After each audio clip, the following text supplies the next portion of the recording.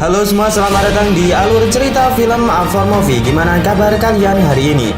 Semoga sehat selalu dan dimudahkan segala urusannya. Pada episode kali ini, Mimin mau ngebahas alur cerita film yang berjudul The Ambush yang dirilis pada tahun 2022. Ya udah, tanpa berlama-lama lagi, mari kita masuk ke filmnya. Semongko.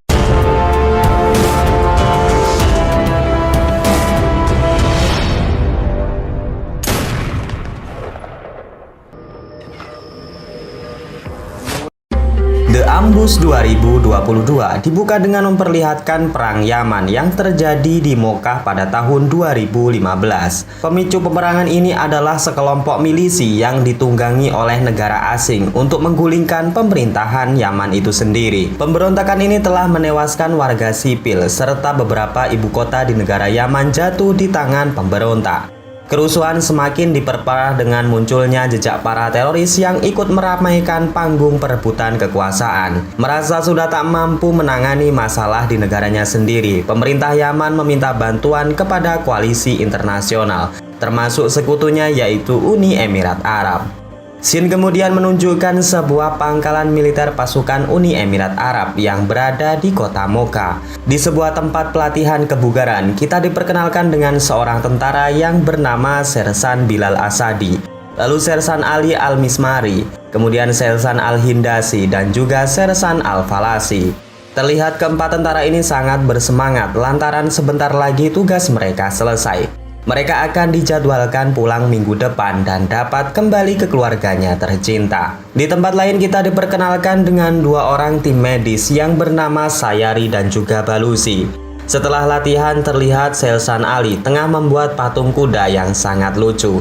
Ia berniat memberikan hadiah tersebut kepada putrinya yang tengah berulang tahun pada saat pulang nanti. Sudah menjadi rutinitas mereka untuk melakukan patroli rutin setiap harinya. Pasukan patroli 01 dan 02 ditugaskan untuk membagikan bahan makanan dan memastikan keamanan warga sipil. Tugas tersebut rupanya adalah patroli terakhir bagi Ali, Bilal, dan juga Hindasi sebelum kepulangannya minggu depan. Dan setelah persiapan dirasa cukup, dua kendaraan perang berkode 01 dan 02 pun meninggalkan pangkalan. Film kemudian beralih memperlihatkan komandan cepat tanggap yang bernama Kolonel Al-Masruri. Di siang itu ia tengah ngopi santai bersama rekannya yang bernama Kapten Said. Diketahui jika minggu depan Kolonel Masruri akan melaksanakan tugas ujian promosi kenaikan pangkat. Untuk itu ia meminta Kapten Said menggantikan posisinya di pangkalan semasa ia masih bertugas. Kita kembali terfokus kepada pasukan patroli. Setelah beberapa saat berjalan, mereka bertemu dengan dua kendaraan pasukan Yaman yang juga tengah berpatroli. Satu kendaraan tentara Yaman mengalami masalah dan di sana pasukan Uni Emirat Arab mencoba untuk membantunya. Salah seorang tentara Yaman melaporkan jika di depan sana terlihat beberapa orang beraktivitas mencurigakan di atas bukit. Bilal yang menerima laporan tersebut kemudian berangkat dengan pasukan yang berada di kendaraan 01. Sedangkan pasukan yang berada di 02 ditugaskan untuk membantu memperbaiki kendaraan Yaman yang tengah rusak.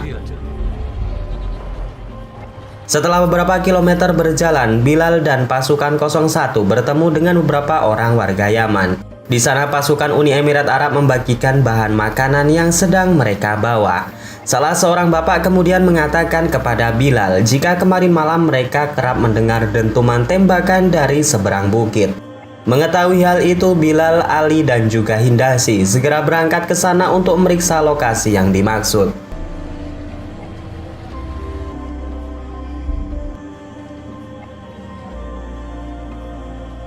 Di dalam mobil, Bilal mendapatkan telepon dari pasukan 02. Mereka telah selesai memperbaiki kendaraan tentara Yaman dan sebentar lagi akan menyusul. Terlepas dari itu, Ali yang mengemudikan tiba-tiba menginjak rem setelah melihat seseorang di tengah jalan. Mereka masih tak sadar sebelum akhirnya sebuah RPG menghantam badan kendaraan dengan dahsyat.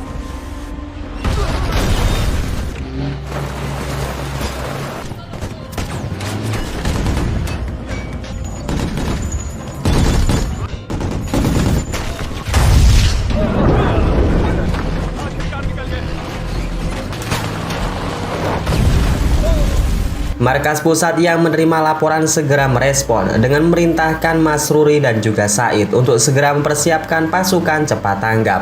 Tak hanya itu, drone intai diterbangkan ke wilayah konflik untuk memberikan kondisi aktual yang terjadi. Kolonel Mas Ruri memerintahkan Sayari dan Balusi untuk segera bersiap, sedangkan Kapten Said memerintahkan Alfalasi dan juga timnya untuk segera berangkat ke medan pertempuran. Dan singkat cerita, pasukan cepat tanggap yang dipimpin oleh Kolonel Mas Ruri berangkat dengan kekuatan penuh.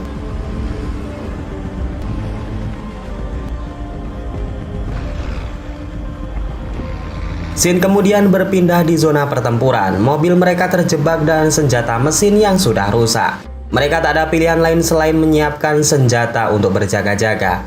Kondisi semakin diperparah saat Bilal yang mencoba meminta bantuan kepada pasukan patroli 02. Namun sayangnya alat tersebut telah rusak. Tak menyerah begitu saja, pasukan ini pun mencoba menghubungi markas pusat dengan telepon seluler. Namun sayangnya di tempat tersebut tak ada sinyal sama sekali. Di lain sisi, pasukan pemberontak mulai mendekat dan menembaki mereka. Begitu juga dengan pasukan patroli 02 yang telah mendekat langsung dihantam dengan tembakan RPG.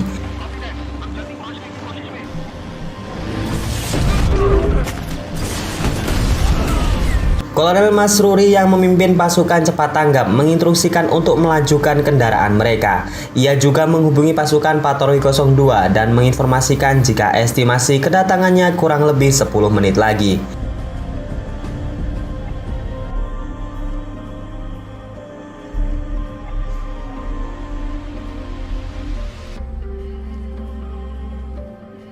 Scene kemudian menunjukkan pemimpin pasukan pemberontak di mana ia menyuruh anak buahnya untuk mengabadikan momen tersebut.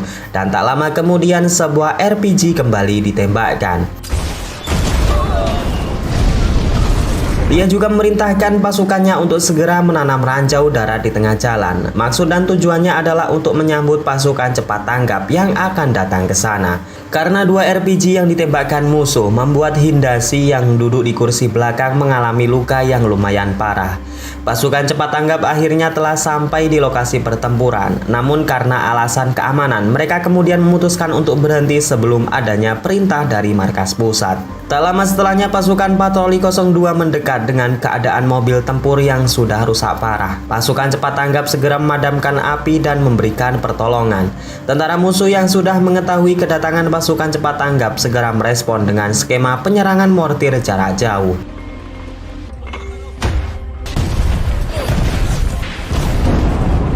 Kolonel Mas Ruri memerintahkan pasukannya untuk mundur dari jangkauan mortir. Setelah itu ia memerintahkan markas pusat melacak keberadaan mortir musuh menggunakan drone intai.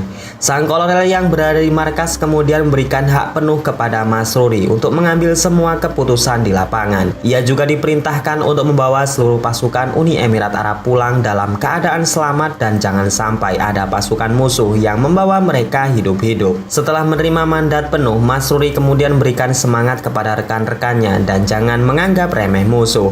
Fokus pertama yang harus dilakukan adalah menyelamatkan pasukan patroli 01 yang terjebak dan mereka harus saling bahu-membahu melawan musuh. Kembali ketiga pasukan patroli 01 yang masih terjebak. Di sana handphone Bilal mendapatkan sinyal. Ia pun segera menelpon rekannya yang berada di markas. Temannya lalu mengatakan jika pasukan cepat tanggap sudah berada di lokasi zona perang. Mendengar hal itu, Bilal sangat lega. Ia sangat berharap pasukan cepat tanggap segera menghabisi musuh dan membawa mereka keluar karena Hindasi mengalami luka yang sangat parah. Mas Ruri sepertinya telah merencanakan sesuatu. Dengan kendaraan lapis bajanya, Mas Ruri dan pasukan maju mendekat ke wilayah musuh. Dan setelah beberapa meter lagi sampai di lokasi pasukan patroli 01, musuh pun kembali menyerang mereka dengan senjata mortir.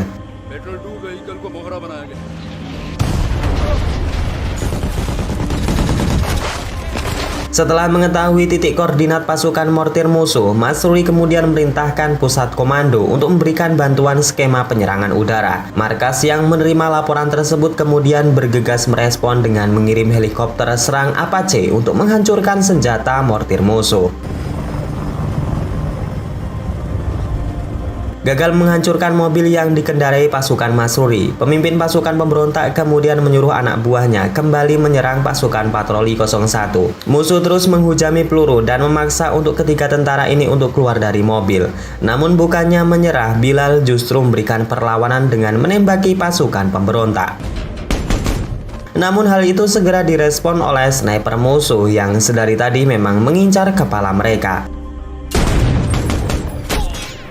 Bilal kembali masuk ke dalam mobil dan memilih untuk bertahan menunggu bantuan datang.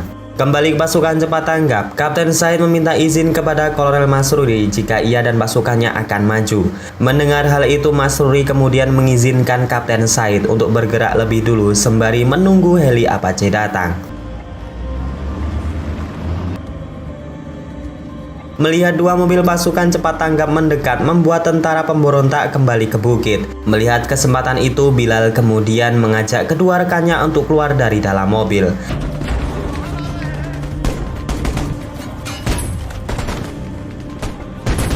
Asap tebal yang membumbung juga melindungi mereka dari tembakan sniper. Ali kemudian melihat sebuah lokasi yang terlihat aman. Ia kemudian mengajak rekannya untuk berpindah ke spot tersebut. Namun karena Bilal dan juga Hindasi yang terluka di bagian kaki tak bisa bergerak cepat, Ali kemudian memutuskan untuk bergerak lebih dahulu, sedangkan Bilal diminta untuk membackup dari serangan musuh. Namun sayang seribu sayang, langkah Ali harus pupus setelah sniper musuh menembak 2 kali di bagian dada yang membuatnya harus tumbang.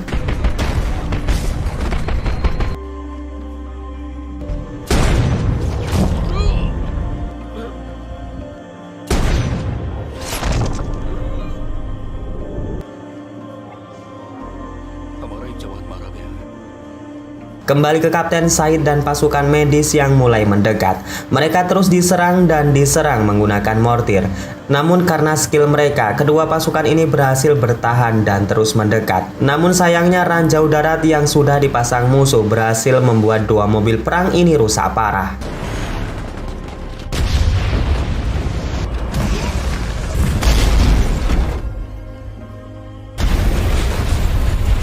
Kapten Said kemudian melaporkan jika kendaraan mereka sekarang rusak parah dan musuh mulai menyerang dari berbagai sisi.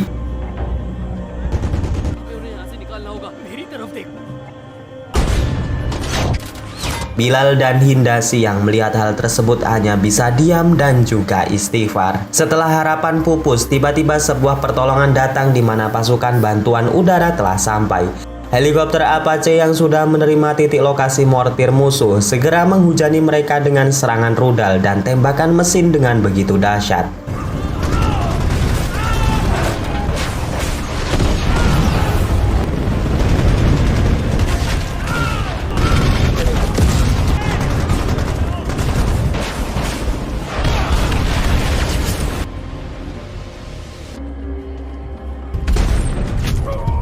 Kapten Said tertembak di bagian bahu kanan oleh sniper musuh. Mereka kemudian mengevakuasi Kapten Said dan menyelamatkannya. Namun heli Apache yang sudah kehabisan amunisi ditarik mundur mengingat musuh memiliki senjata RPG yang sewaktu-waktu dapat menembak mereka jatuh. 2 mobil perang pasukan cepat tanggap segera menuju untuk membantu penyerangan. Namun kembali lagi, tentara pemberontak memasang ranjau darat untuk menyambut kedatangan mereka. Sebetulnya nih guys, drone yang berada di markas melihat jebakan tersebut. Namun alat komunikasi yang berada di 2 mobil tersebut bermasalah sehingga informasi ini gagal diterima. Akibatnya 2 mobil pasukan cepat tanggap yang terus melaju kembali terjebak dan meledak saat memasuki kawasan ranjau. 2 mobil pasukan cepat tanggap kembali rusak parah. Masruri kemudian meminta pusat komando untuk memberikan gambaran satelit yang lebih luas. Di sini Masruri berpikir sejenak dan sepertinya sudah merencanakan sesuatu. Ia kemudian menginstruksikan kepada seluruh pasukannya untuk bergerak maju dan menggunakan kendaraan yang sudah rusak sebagai tameng perlindungan. Sebetulnya rencana nekat ini ditolak oleh komandan di markas pusat. Menurutnya jika Masruri maju maka ia akan diincar karena dialah sang pemimpin. Namun Masruri tetap nekat melakukan rencana ini karena seluruh pasukan yang terjebak sekarang hanya berharap bantuan datang. Mendengar hal itu sang komandan tak ada pilihan lain selain mendukung rencana Masruri. Ia kemudian merintahkan skuad jet tempur F-16 untuk membantu skema penyerangan udara. Dan setelah mendapatkan instruksi dari Masruri, seluruh pasukan cepat tanggap maju serentak dan baku tembak pun kembali terjadi.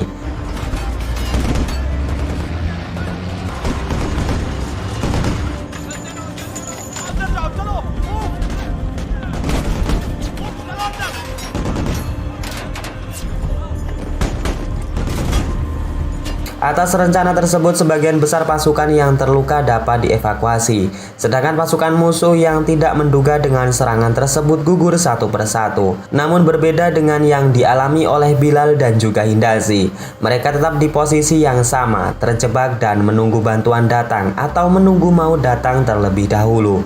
Komandan yang berada di markas pusat kemudian menghubungi Masruri. F-16 akan datang sekitar 7 menit ke depan. Mereka diminta untuk meninggalkan zona perang secepatnya. Masruri kemudian merintahkan sebagian pasukannya untuk mundur dan membawa pasukan yang terluka, sedangkan ia dan pasukan yang lain akan membawa Bilal dan juga Hindasi, serta beberapa pasukan yang terluka di mobil Kapten Said. Karena sniper musuh masih menjadi ancaman, Kapten Said kemudian memberikan ide kepada Kolonel Masruri. Mereka akan menutup area dengan kabut asap tebal saat pasukan Masruri menyelamatkan Bilal dan juga Hindasi, sedangkan ia akan mencari sniper musuh yang tadi sempat melukai bahunya.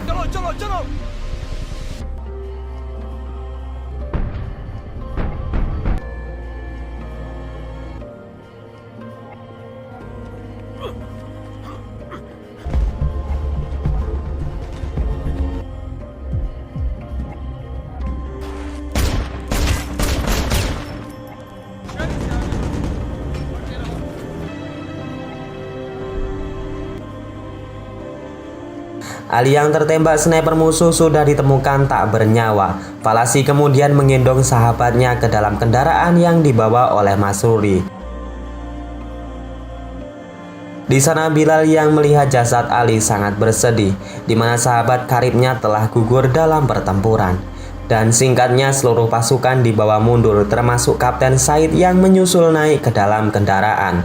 7 menit telah berlalu, kini pasukan jet tempur F-16 telah mengkonfirmasi posisi mereka telah sampai di titik yang dimaksud. Masruri kemudian merintahkan pilot jet tempur menghabisi mereka dengan seluruh amunisi yang mereka bawa. Dan setelah itu pun ledakan pun terjadi.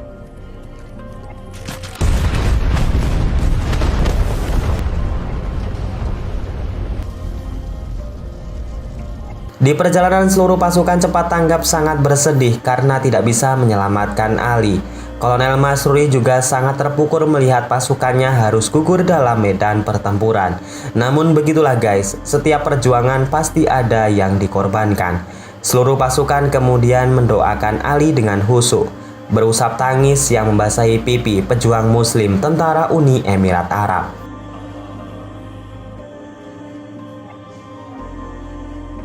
Setibanya di markas pusat, tim medis segera memberikan pertolongan lanjutan bagi pasukan yang terluka. Seluruh pasukan berkumpul termasuk komandan mereka, yaitu Komandan Jamal Al-Khatri.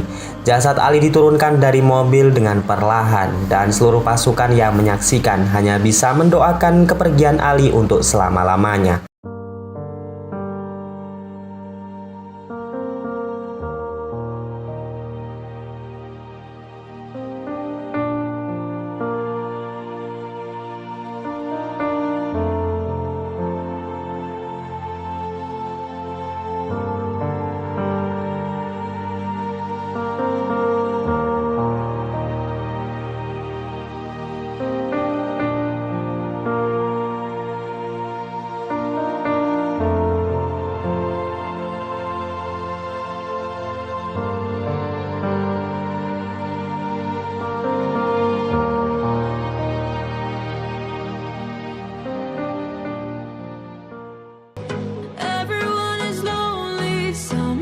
Oke, segitu aja alur cerita pada episode kali ini. Semoga kalian suka dan bisa mengisi waktu kosong kalian.